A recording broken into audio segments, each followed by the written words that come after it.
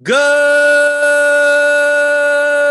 morning, grinders. Welcome to the DFS pregame show. I'm Jordan Cooper, aka blenderhd, Blender HD. You can follow me on Twitter there. And this is the show where we go over yesterday's slate. We review some things. What did some of the top players do in GPPs? What strategies did they take? And take a look at today's slate to some extent. Right? It's 11 o'clock in the morning Eastern. By 7 o'clock lock time, everything has changed. So it doesn't really matter that much, but we can talk about general strategies. As always, I see the YouTube people. I see Frederick Duke. I see Card Fan. I see Shane Newman, Tony Tischauer, Mike B, A. Dean, Kagan Hopkins. Right? I feel like Romper Room. Isn't that what you do on Romper Room?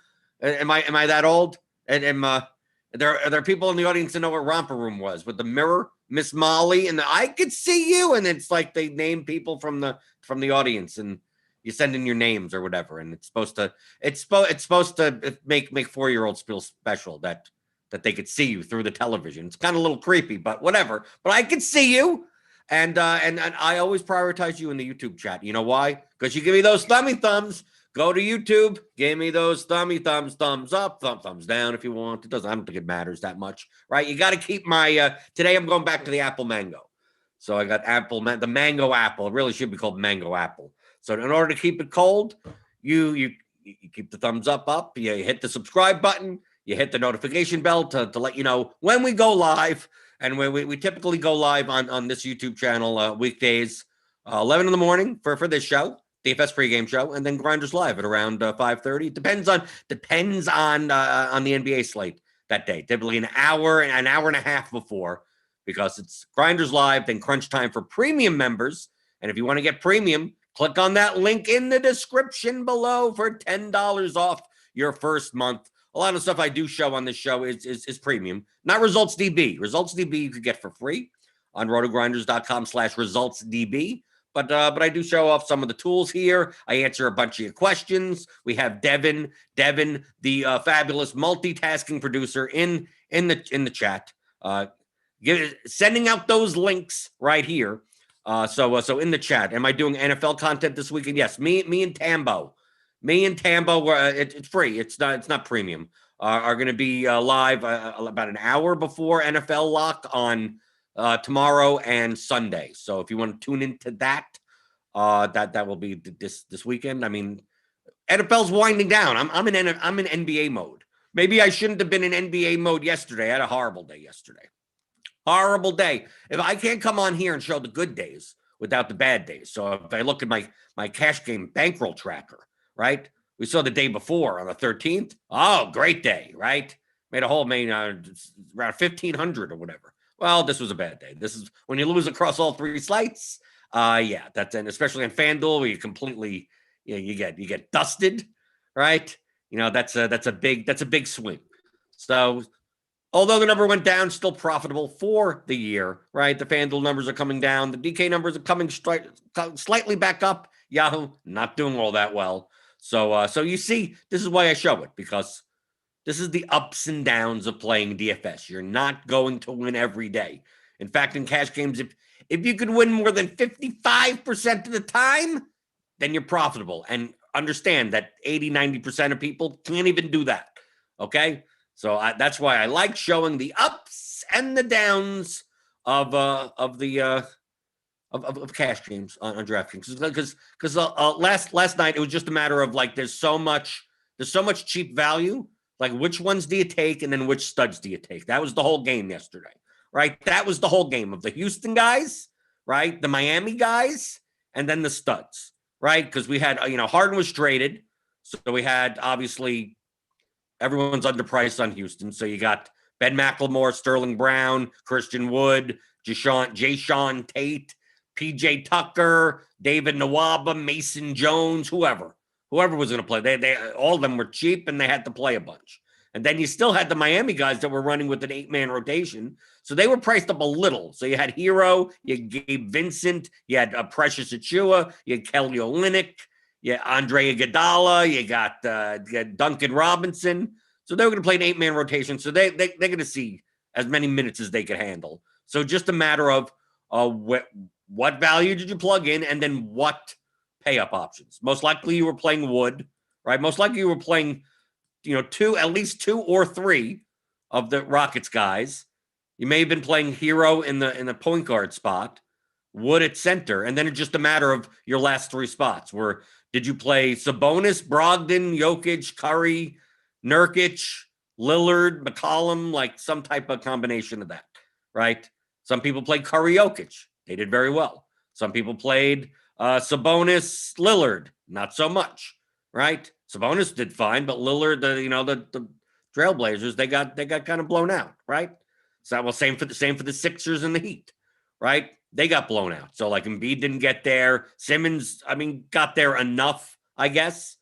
But really, the construction came down to what cheap value and then what studs. And then if you paid up and you played, if you played a LaMelo Ball, if you played part of that Toronto Charlotte game, PJ Washington, if you played Keldon Johnson alongside your Houston guys, or if you played Shake Milton at 2% owned, like in a shooting guard spot, like that's how you got to the top of GPPs yesterday.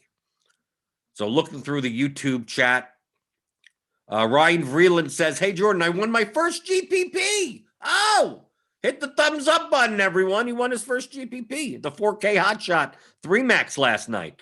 Just wanted to say thank you. I try to listen just about everything you put out. First year playing NBA, and you have been great. Yes, I read all my positive comments. Yes, so why not?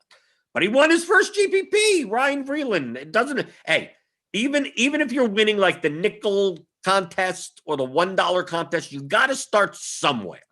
Okay, so while a screenshot of $1,000 or something, to a lot of people may be like, okay, that isn't that big of a win, right? In the grand scheme of things, it isn't that big. But if you're playing on a small bankroll and you're learning how to play, you got to start somewhere, right? You're playing the quarter arcade, you're playing the dime time, you're playing, the nickel contest on FanDuel, the $1 single entry 3 Max, where $500 is first place. Like, you have to start somewhere. So don't feel ashamed for coming in first in a small contest or whatever. That's how you learn, and then you move up. That's exactly what I did.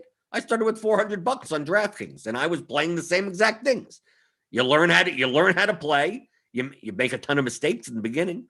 You learn to get better, and then you move up in stakes, and then you're playing the $3 20 Max, and then you're playing the $15 fadeaway, or the $8. Back then, at least it was like $8. And then if you win one of those, that's a lot of money. Then you're winning 5 to 6 figures. So I don't want to poo-poo at all that won the 4K Hotshot 3 Max, but why not? Winning anything, it's all these contests and GPPs are top heavy. So compared to the entry fee that you put in, like, that's a pretty good payday. That's good ROI. Let's see. Nick Chappelle asks, where can I find that bankroll tracker sheet? Yeah, Devin could put a link in the description. It's tracker.theoryofdfs.com. That's the quick link to it. Because, obviously it's a Google Sheets link. But if you go to tracker.theoryofdfs.com, it'll send you right. And you could look at it anytime you want. I update it every day. Okay. Chris Galligan asks, how do you handle all these bums? These bums on these COVID slates? Do we just eat it and hope for the best? Yeah. If you could take a look at the constructions of sharper players. I brought up a whole bunch. It's Pat, Squirrel Patrol, Hishboo, Giant Squid, Brick 75, Papa Gates, Ending, Bills Fan, DeColts. Like they all ate the Houston guys to some extent. Some a little bit more than others, but you weren't getting away. Ending didn't play much, didn't pretty much faded Wood, but still played McLemore, Brown, and even Jay Sean. No, Jay Sean, Bills fan, faded because he played a bunch of like Mason Jones, right? I saw it down here. Yeah. He's like, I'm gonna play the other guard off the bench. Mason Jones was 1.42% owned, and Bills fan played 77% of them, right? And obviously has less Macklemore.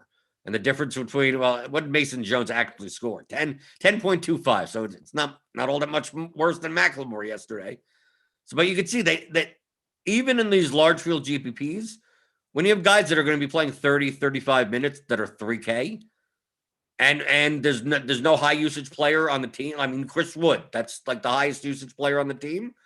Like, you're going to have to eat that to some extent. Sterling Brown was what, 3,200 something, 3,400, 3,000? He put up 41 points. You need him, right? If you didn't play Sterling Brown, especially at a weak small forward position yesterday. Like, I put him in all 5 of my GPP lineups because who else was I playing at small forward?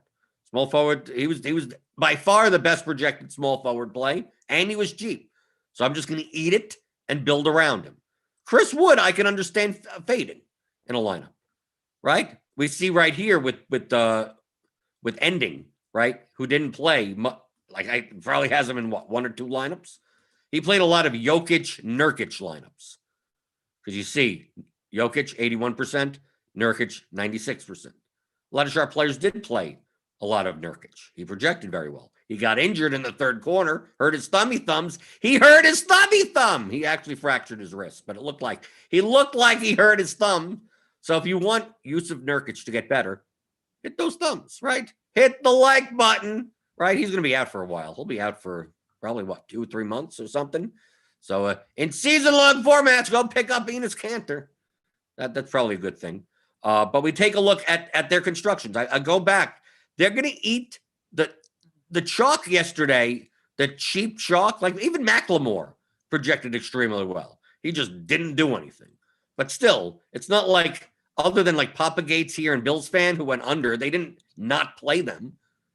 Most sharp players ate that cheap chalk. Precious Achua, most of them pretty much ate it.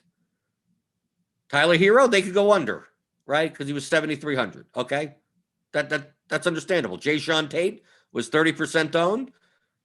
Many of them played a bunch. Bills fan didn't, but Bills fan went like the other way and played the subsidiary Rockets. That was his strategy. But like Gabe Vincent, if you were going to play if you were going to play Hero and you weren't going to play like one of the cheap Rockets guys, Gabe Vincent was 4,200. He put up 35 points. Why not that? He did Nwaba. I mean, you could see, Hishbu didn't have any Nwaba. Scorer Patrol, barely any Nwaba. Surprised Nwaba was 20% owned. I didn't play him, but I mean, I expected him to come in at 10, but a lot of people didn't make the adjustment when Nwaba was not announced in the starting lineup. It was expected beforehand that Nwaba would start for Jay Sean Tate, right? It would be one of the two. You expected Brown, Macklemore, Nwaba, Tucker, Wood, and then they switched it up. And obviously sharp players just jammed in Jay Sean Tate in that instance and took away a lot of their Nwaba exposure. Then we have guys like Brick 75, Papa Gates, the Colts, played a ton of DeMarcus Cousins. Came in at 17% owned versus Wood at 42% owned. Did they play them together? I mean, yeah, well, Papa Gates still had a bunch. Brick 75 still had a bunch, right? They still had a bunch of Wood. They still had a bunch of Wood. But obviously, because we thought maybe it's possible that Wood and Cousins play together on the court at the same time. And Cousins was 4,700. And we know he with no one else on the court, I mean, he's a 1.5, fantasy point per minute player. So if Cousins was going to play, 20, 25 minutes, I mean, he could put up 30, 35 points for 4,700. And that was well within his range of outcomes. It didn't happen, but it was within his range of outcomes. But you could go into results DB any day. You can take a look at slates from a week ago if you want, right? NFL slates, PGA slates, showdown slates. I mean, you take a look up here, tiers even. I don't, if you want to, the classic slate, the late slate, and you go back to the slate. Like go back here, I could select anything I want. I could see contests, like all these contests. Look at all this. The double ups. I mean, obviously, there's the multiple posted $50 double ups. Right, you can go to anything. So I could go right here. Let's say I want to go to the Hall of Famer, the 2120 contest. Is that good? That's a 31-person contest. Okay, something a little bit small. Okay, here the putback dunk. Here's one that I play. The 250 4 max. And you can take a look. You can take a look at individual lineups. So, for instance, in this contest, I think I just min cast. I think I was in here. Right, here you go. Right, see, yeah, I min cashed. So here's like a lineup that I played. So I'm playing Gabe Vincent, Kelly Olynyk. I'm playing 3 Houston guys. I'm playing 3 Miami guys, 3 Houston guys, and Kareem Jokic, right? Could kind of correlate to each other. Right, just it seemed that obviously Miami couldn't stay competitive enough for Olynyk to get there. And then obviously Ben McLemore just said, screw you. But I mean, type of lineup to construct for a small field. This is like a 400, 500 person contest. So how much leverage do I need? Right? I ate a lot of chalky guys, but I still have 13% Olynyk, 21% Vincent. So I could eat that even in that small of a contest. But you could go here and you could look. Right? Seashaw won. This is the one that won. With Max Struss at 1%. And Jamal Murray and Kelly Oubre. A little bit over leveraged in my opinion, but it got there, right? You still played you still played the 3 main Houston guys. You pretty much needed Wood, Tate, Brown. Okay, you got that. Then you Curry, Jokic, right? And then it didn't matter. Then who cares if it was Max Struss or Oubre, Murray? It didn't really matter at that point. As long as you got the main pieces. If you got Curry, Jokic, and 3 Houston players, you probably did very well. B. Dutton. Let's take a look at this. 4 Houston players. Oh, and no Curry, no. Oh, still have Jokic. We got Dejounte Murray, LaMelo Ball. Okay, so you almost got there. I mean, he was 6 points behind. 3rd place.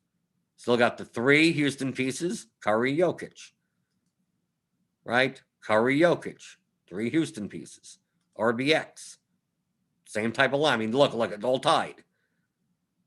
Total roll. Same, yeah, it's the same lineup, essentially. Nick the Stick. Curry, Jokic. 3 Houston pieces. Brogdon, Achua, Boucher.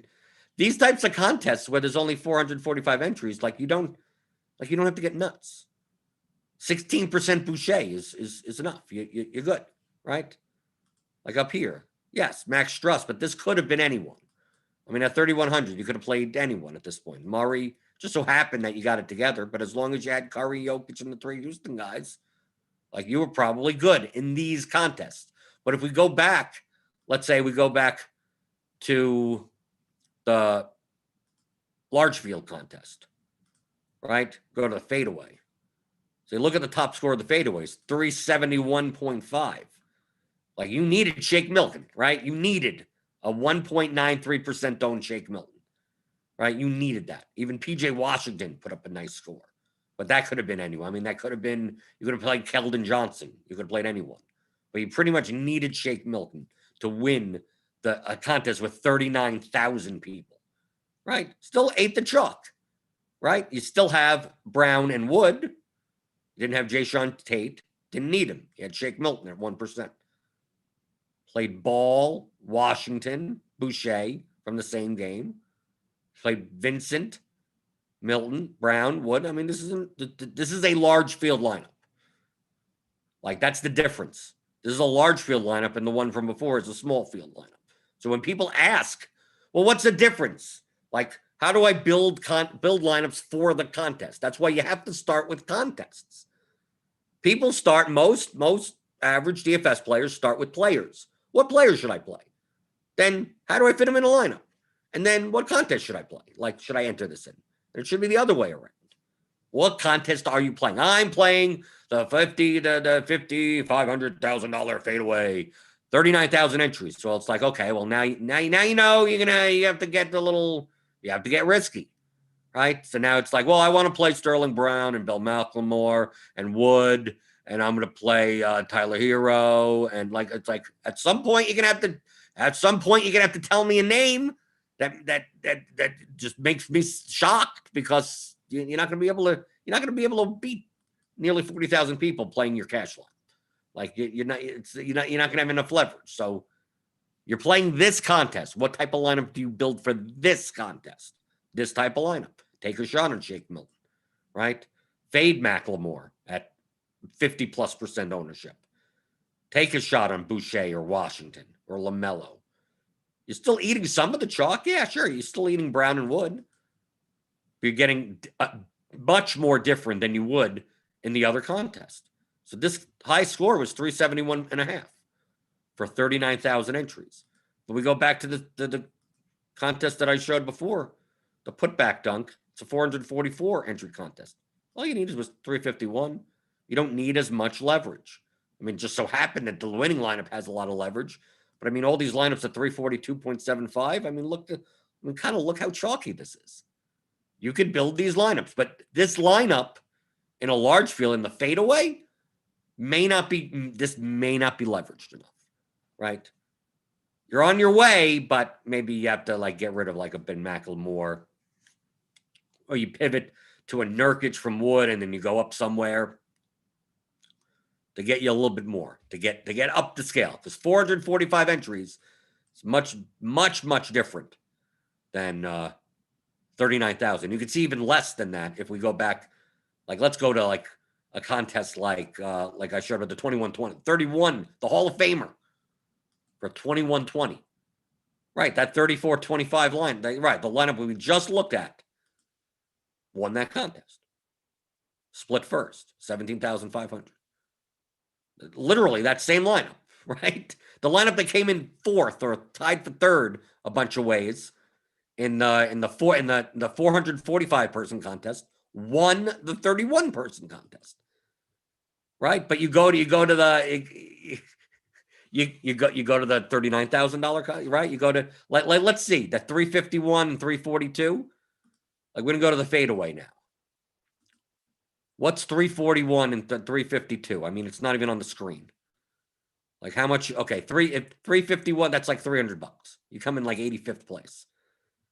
So if you played that lineup from the 254 max, the 445 person contest, in the large field $39,000 person contest, like, that's an 85th place payout, $300.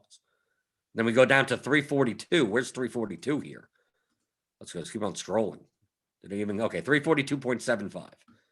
So beating 31 people, whatever, in that 2120, the high stakes contest, like, that same type of lineup is 334th place in the large field, right? Because you only have to beat 30 other people.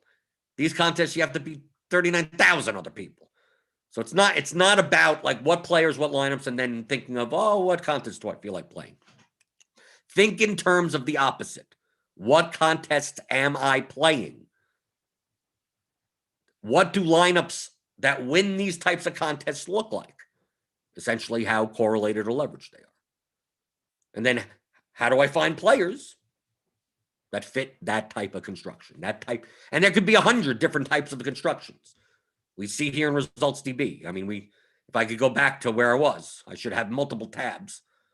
Go back and you see that top players, sharp GPP players, find multiple angles, 10s, 50s, hundreds different types of angles.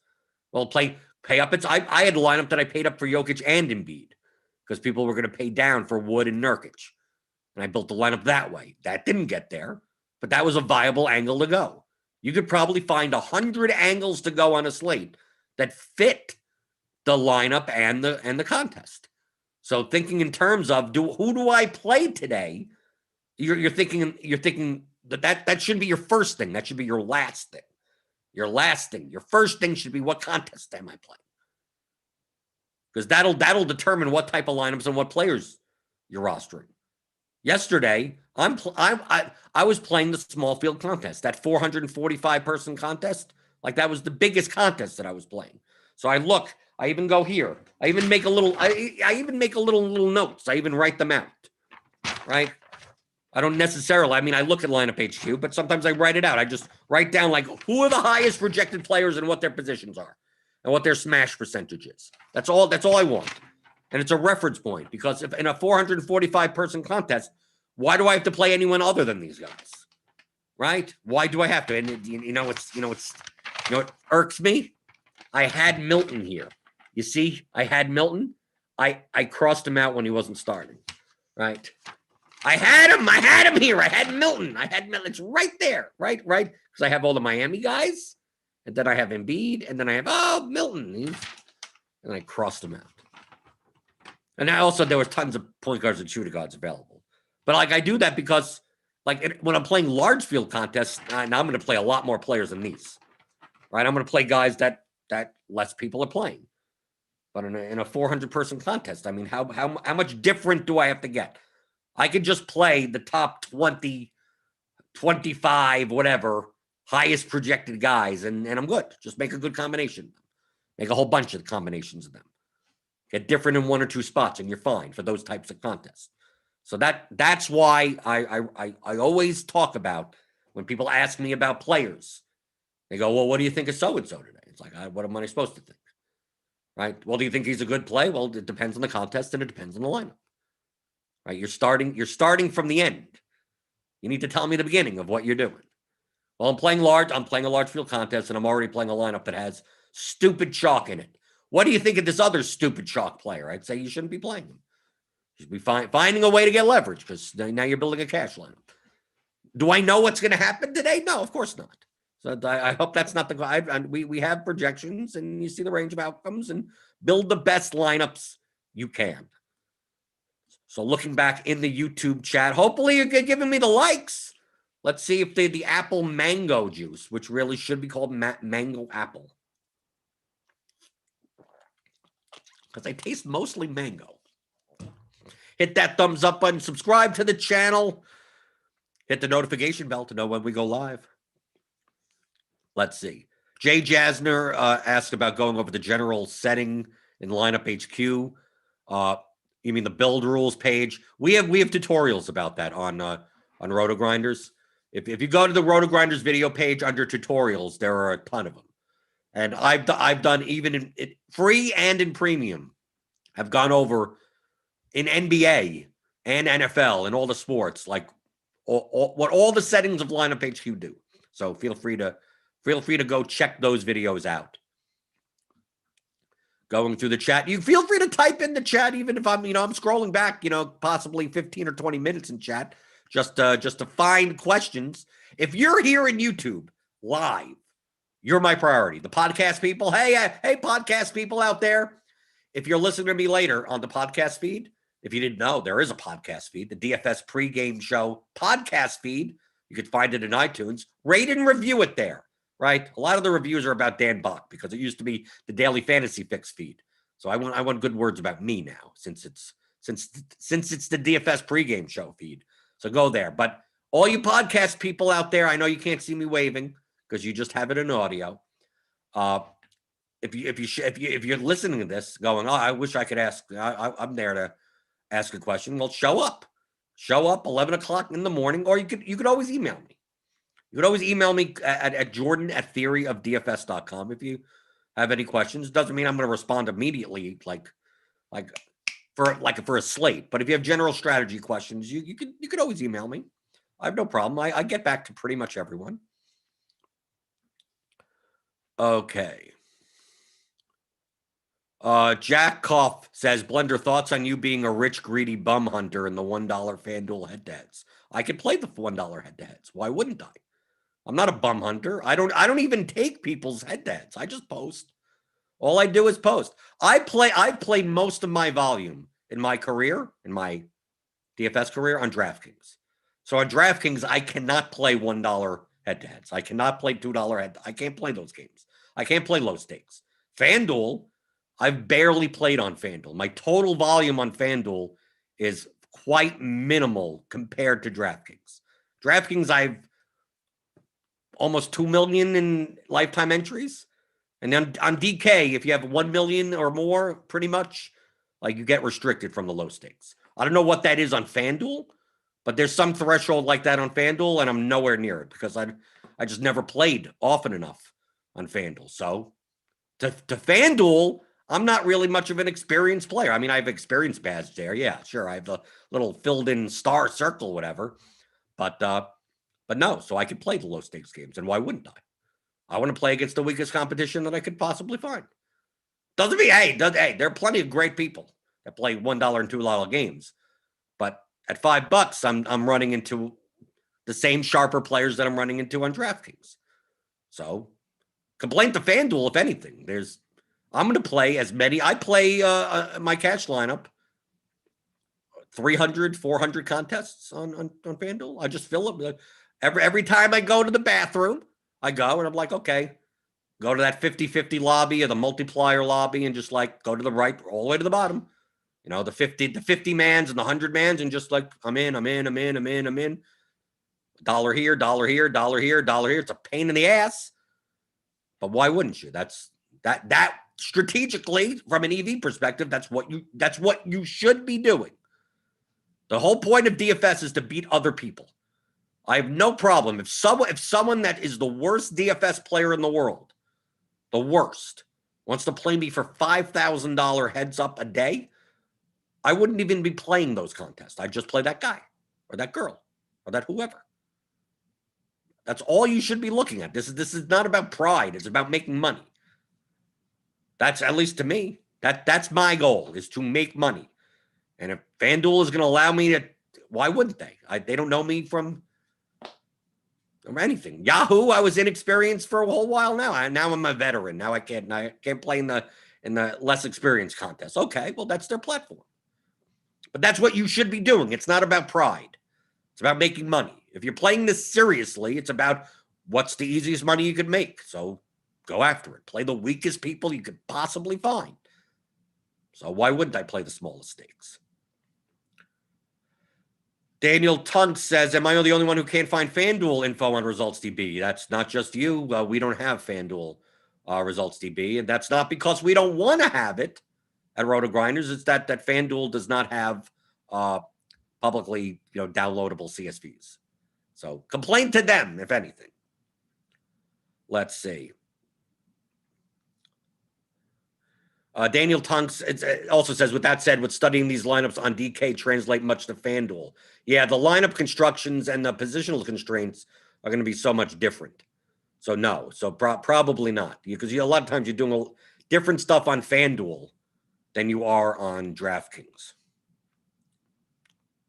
Let's see, go through the chat. It's going to be a short show today. I just want to let you know because I got another show to do after this. So that we will be wrapping up somewhat soon because I know that's obviously schedules change and everything. So get your questions in. Let's see. Joe B says, I felt over leveraged at times last night in 6K field size. Okay, he's listing a lineup, and I'm not necessarily going to go through all of that. Ralph Malik asks, do you play 10% of overall cash roll across the sites or 10% of whatever the roll is on each site? No, overall, across 3 sites. Okay, going through. Can you go through? Hold on.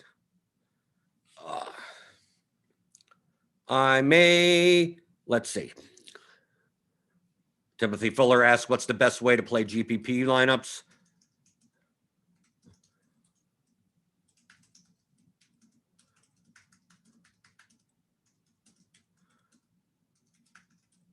Okay. Hold on one second. I'm getting a knock on the door, and I'm back. And obviously people in the chat are saying that, yes. I like what David Oak says. Blender getting his monthly apple juice delivery. Yes. I actually don't get that delivered. I get toilet paper delivered. Like subscribe and save on Amazon, we get paper towels and stuff like that. But no, my wife is the one that gets it. Gets the apple juice. So go take care of. So few people knock on the door here that I have to. Maybe it's the cops. Maybe they're coming to get me because I'm in the $1 FanDuel head-to-heads. I have no idea, but maybe just have to see. So going through some more questions today. Feel free to type them into the chat. I mean, do you want to talk about today's slate? Is there something to talk about? I mean, I have lineup HQ up. Do we know what the hell's going on? Boston, do we know? Right? Look how many Qs and Q. Like we got. Obviously, we got as always LeBron and AD questionable. So you never know with that. They usually play, but maybe one of them sits. And then we got Jaylen Brown. We got the Boston situation. We don't know. Ja Morant may be back. Bledsoe's questionable, and obviously Bledsoe is going to be dependent whether or not we can play Nickeil Alexander-Walker again. I mean, are the new guys in Cleveland there yet? Can you play Jared Allen? I don't think you play them. We don't know about that situation. And truthfully, we don't even know if all the games are going to be played. Right? It could be 3 hours from now when one of these games gets canceled. Right? We know when's the next time the Wizards are going to play. We have no idea, but they're not on this slate. So looking at today's slate, I don't know if that does any good this early in the morning. So that's why I answer all these strategy questions. These are things that you could apply to any slate moving forward. Shane Beaver asks, how do you know if a late swap was plus or minus EV if it doesn't work out? I can't seem to get my swaps right. How do I judge if it was just a good move that failed or a bad move that should have worked out? Well, I think that this is why I use results DB so often, every day. I judge myself by other players that I respect. So regardless of the result, regardless of, I swapped off of this guy and that guy sucked. Like, I don't care about the result. I want to see how many other sharper players, or if you're just looking up it, you don't consider yourself a sharper player and you're like, I'm going to look through 40 different sharp players' lineups and see how much they switched. If you didn't see that, if you don't see many of them switching or doing that type of thing, then maybe it was minus EV. And if you see, a ton of people I respect late swap to this guy or late swap to this construction, and it didn't work out, like what else are you going to do? You made the same decision as a lot of the most profitable players in all of DFS did. That night, it didn't work out. So to me, that's how you judge. That's more of an indicator on whether or not you made good decisions versus bad decisions, rather than who did well.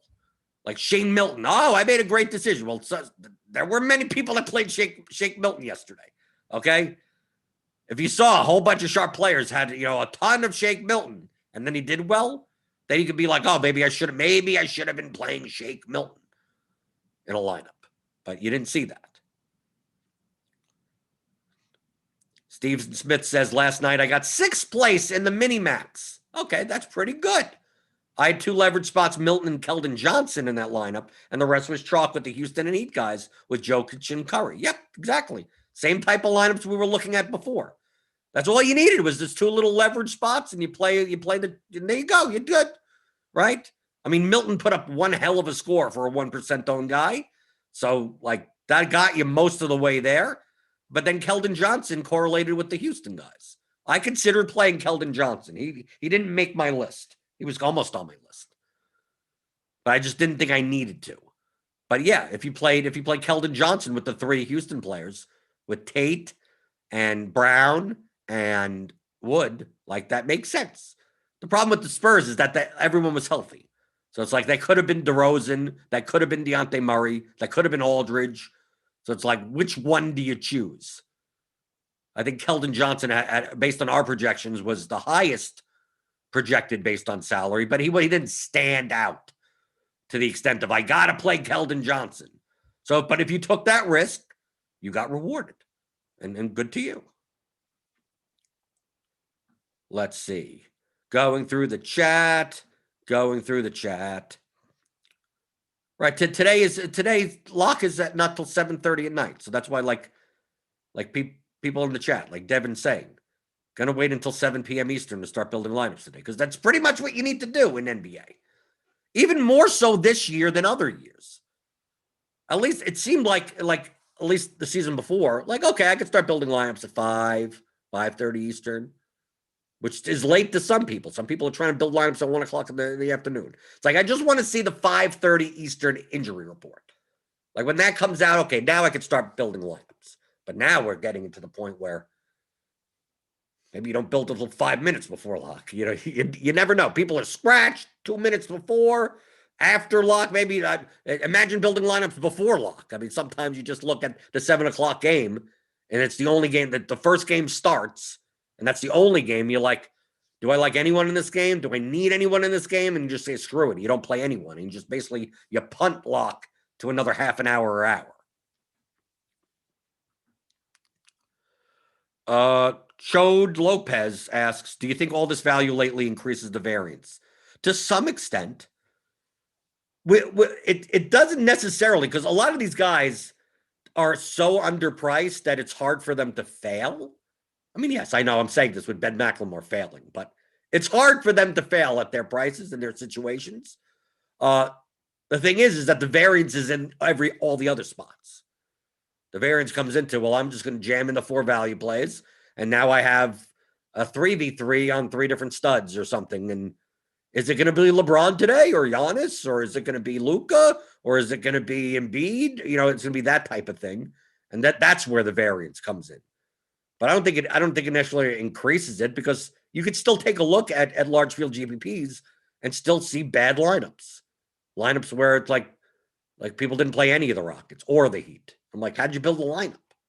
How'd you build a lineup without Heat or whatever? How'd you do that? Like, if you built a lineup like that, your projection was like 30 points below everyone else's.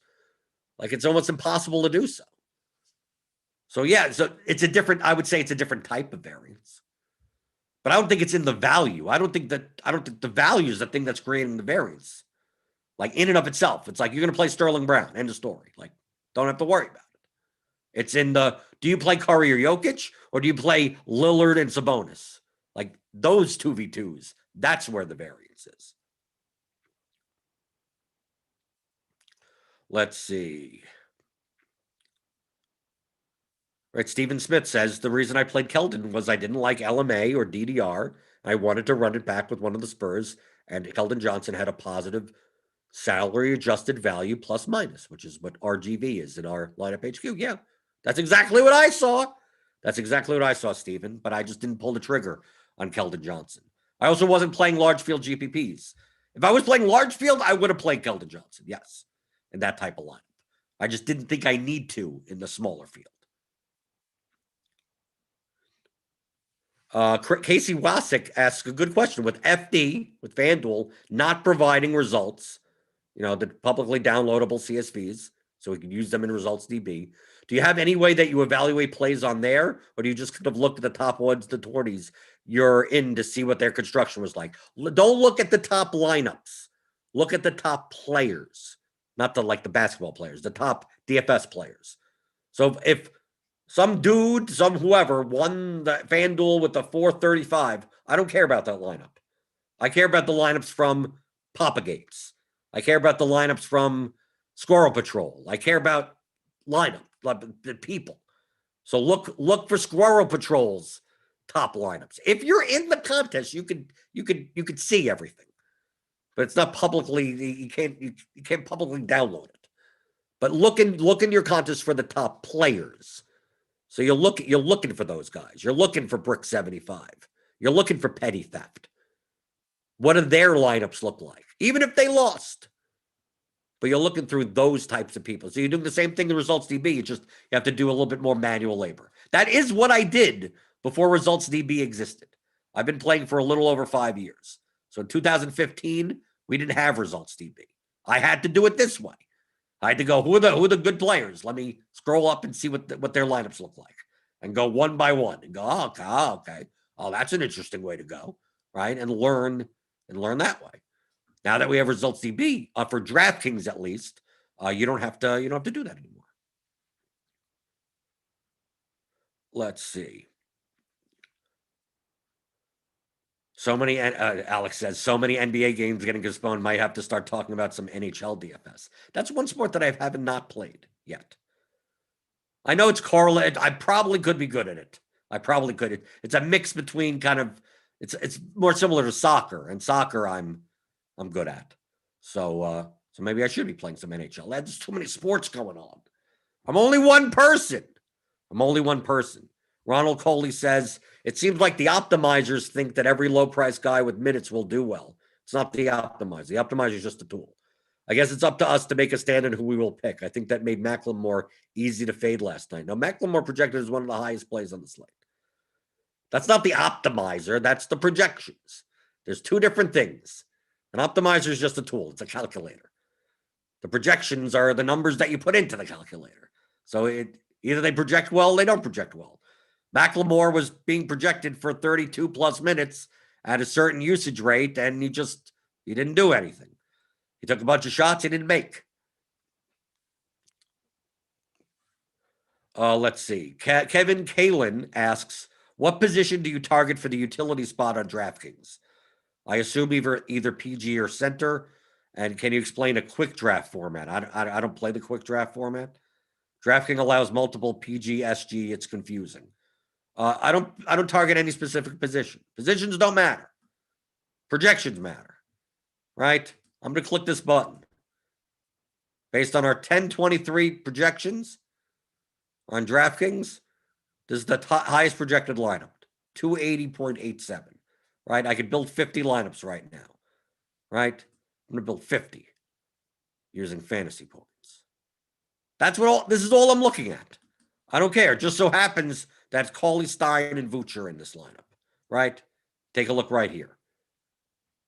The highest projected lineup, 280.87, median-wise. Then 279.42. It has Eric Bledsoe as a shooting guard. It has a center. I mean, it just so happens to be that they're projected well. Paul George there. So the positions don't matter. I'm not targeting a position. I'm targeting how could I jam as many projected points as I can into my lineups. Boban, Vucevic, Vooch, Leonard, with Okogie and Culver, which not necessarily I would want to play together, but I mean, you can. Tristan Thompson, Vucevic. So, yeah, it just so happens they got two centers here. We got Randall, Bledsoe, and Randall's also power forward eligible. Tristan Thompson, Bledsoe, so you don't even have a big-time center, but you have John Morant in this lineup and Jaylen Brown. But, of course, all these lineups depend on if any of these guys, I mean, what's going on with the Celtics and the Pelicans, we have no idea, right? So I don't care about the position. I just care about just give me as many points as possible. If it just so happens that it's a power forward in my utility, then that's a power forward in my utility. It doesn't really matter. The positions don't matter. Same for FanDuel. Should you pay up at center? Should you pay down at center? Well, it depends on the full lineup that you're making. Is there a way to pay down at center and have a better lineup? I mean, you could do the same thing on FanDuel. Like, I'll bring this over. Bring up FanDuel lineup HQ. And we could do the same thing. I'll pull 50 lineups with our, 10:23 a.m. projections. With no settings and no nothing. And Vooch. We could take a look at center. So look, 66% of these 50 lineups are Vooch at center. Mitchell Robinson was more of a pay down option at 6,000. So you can build good lineups this way.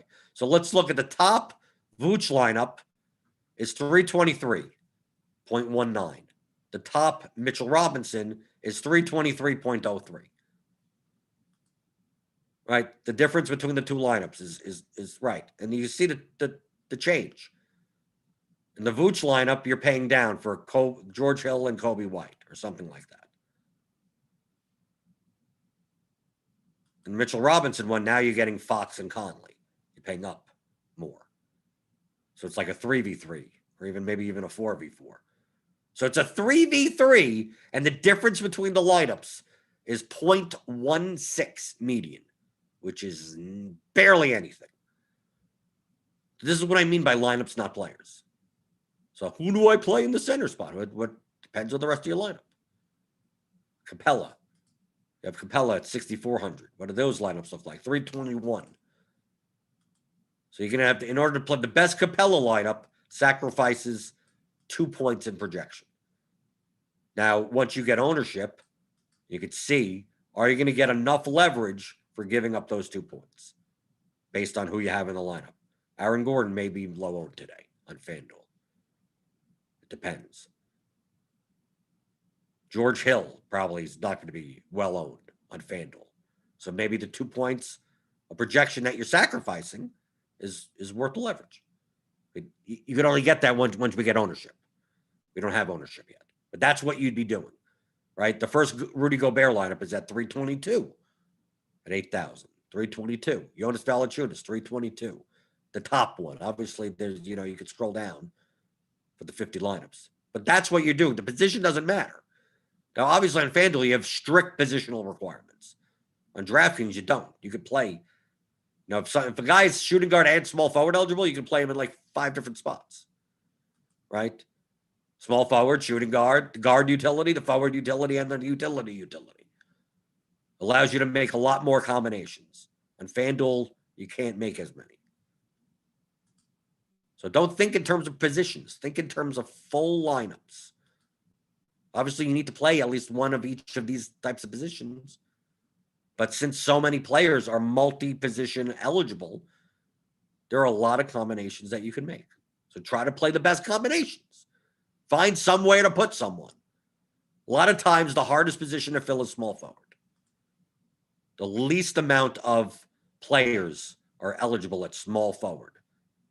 Because a lot of point guards are also shooting guard eligible. And a lot of power forwards are also center eligible. But you don't get as many of the SFPFs, as many of the SGSFs.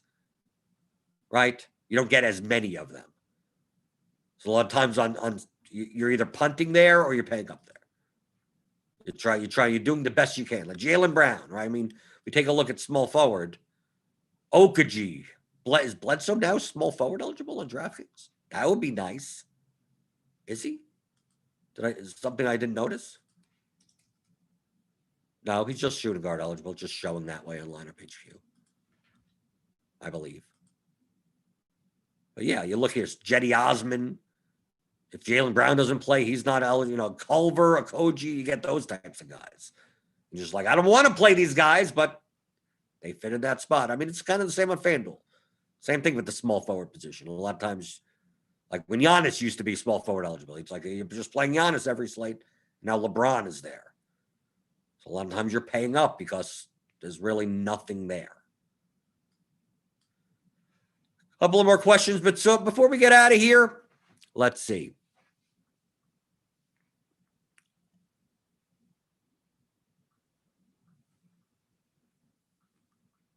Does RotoGrinders still give out the tournament links for FanDuel? I couldn't find them. Usually it's in the forum. I'm not sure.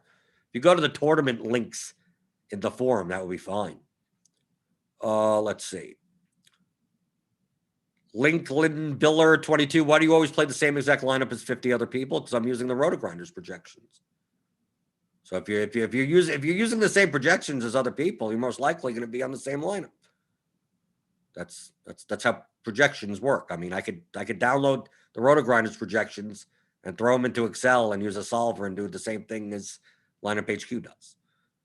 Does it mean you play the top median projected lineup? No. A lot of times it's an unbalanced lineup. That yes, it may have the highest median projection, but it may not be the most stable of lineups for cash games. But if you played it out a million times, that would technically, if your projection model is good, that would technically be the highest EV lineup you could play. So yes, if you're using the same projections, you're going to get, for when it comes to cash games, you're going to get very similar lineups or exactly the same lineup as other people. Chris L asks, do you find the field gets sharper as the year goes on? Or do you reduce volume at any point during the season? I don't think the field gets sharper. I think that the weakest players quit. So that by definition, that means the field gets sharper. But I don't think it's because players have gotten better. It's that the weakest links that are playing go broke. They get tired of losing. So yes, later in the year, it'll be less weaker competition. But I could judge that by the play. Doesn't mean I reduced my volume at any point during the season. I could. I would have to assess it at that point. But yes, typically in the beginning of seasons, you get like the weakest players jump in, right? Everyone jumps in. I love to play NBA DFS. And then, 2 months later, they're like, I'm sick of losing. So they stop playing. Let's see. Going through, can you explain your thinking when you go into creating leverage from Brad Last? That's way too long. What I would suggest, if you want to get into my thinking, is go get the Theory of DFS. The Theory of Daily Fantasy Sports, How to Think Like a Professional DFS Player. It's a 15-hour audio masterclass. It's me in your pocket. It's me in your pocket. You could refer to it. Many people have said they've listened to it multiple times. It's game theory that applies to every sport. So it's not just NBA or MLB or NFL. It's everything. If you want to learn about things like correlation, leverage, learning how to read player projections, how did projections work? What are the objectives of the game? The true mathematical objectives of the game. What relative value is? Exploits in head-to-heads, exploits in large field tournaments. The table of contents is right here. It's all the math and game theory of DFS split into a whole bunch of chapters. It's me and James McCool. It's like going to a seminar. So it's not really an audio book. It's more like, you showed up to a 2-day seminar, with some PowerPoint slides or whatever, and I'll teach you the game theory of all of DFS, regardless of the sport. So that's the best way to get into my mind. Right, people are talking about cash games versus GPPs. Yeah, in cash, you're more likely you're going to choose the higher owned play. You don't need leverage in cash games. You don't worry about that. You just want the best bet to maximize your probability of getting a 55th percentile outcome in a double up. That's it. Any extra points you get don't mean anything. Let's see. Right, because Jesse Atfield says, I know McCool, my co-author, does his cash lineups only based on ownership. If the player isn't highly owned, he fades. Yeah, absolutely. You could do it that way, right? You could look and say, how do I jam in the most ownership into my lineup based on your projected ownership? And then if that lineup happens to be the 5th highest from the median, like that may be a lower variance lineup, the best reduced variance lineup to play. That may be the best choice. It may actually be the best choice, other than a lineup that is 0.2 higher than it. But that's just for cash games. And GPPs, you don't concern yourself with that. You actually want to do the opposite. You don't mind taking a lower median projection as long as you're gaining a lower ownership on top of it. Rob B says it's just math with DFS, especially basketball. Yes, basketball is the lowest variance sport, so it's more evident than the high variance sports like baseball with home runs and football with touchdowns, and obviously PGA and MMA. It's kind of like if they don't make the cut, they're dead, right? In MMA, they don't win. They're not going to be in the optimal lineup. Okay, so on your way out the door. For the week. It was casual Fridays. What do we call Friday? Freaky Fridays? Forgettable Friday. Maybe it's forgettable Fridays. Maybe that's what we should be calling it. Hopefully, as always, if you're not in my contests, I wish the best of luck to you. But if you're in my contests, I come first and then you come second. So that's fine. So if you win the mini max, I can't play it on DraftKings. I want you to do well. So hit the thumbs up button on the way out. The thummy thumbs. Hit the subscribe scribes. Hit the notification belly bells. All the stuff that you do here on YouTube. If you're listening later on the podcast feed, rate and review on iTunes. If you want more into the game theory of DFS, regardless of sport, go and pick up The Theory of Daily Fantasy Sports. How to Think Like a Professional DFS Player by me and James McCool at theoryofdfs.com. And James will be on Mondays, right? Mondays with McCool Mondays. So see you then on Monday. I'm Jordan Cooper, and this has been another episode of the DFS pregame show here on RotoGrinders.com.